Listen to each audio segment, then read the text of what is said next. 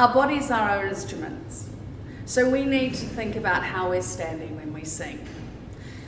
I'm sure it's easy to stand like this or stand like that, but when we're singing we do need to think about the best way we can stand to make the most out of our voice. First thing we need to think about are our feet.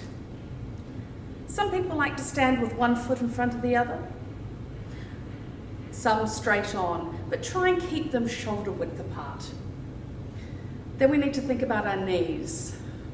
If we lock them, our butts go backwards. So they need to be nice and relaxed, so you can always be moving. And if you've been in a rehearsal for hours standing, or in a concert standing for hours, you need to keep those knees nice and supple. Next we need to think about are our hips. If we just tuck them under slightly. If you're not too sure where centre is, just bend your knees slightly, go forwards and backwards until you find middle, and then come back up again.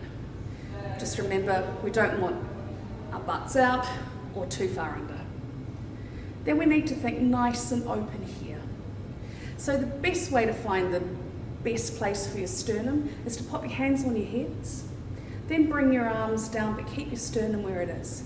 And then make sure your shoulders are nice and relaxed. Last thing is your head. If you want to think as though you're being held up by a string, then you can keep your neck nice and long. And there you are. And then if you need to move, you can move, but still keep this nice and open for your breath.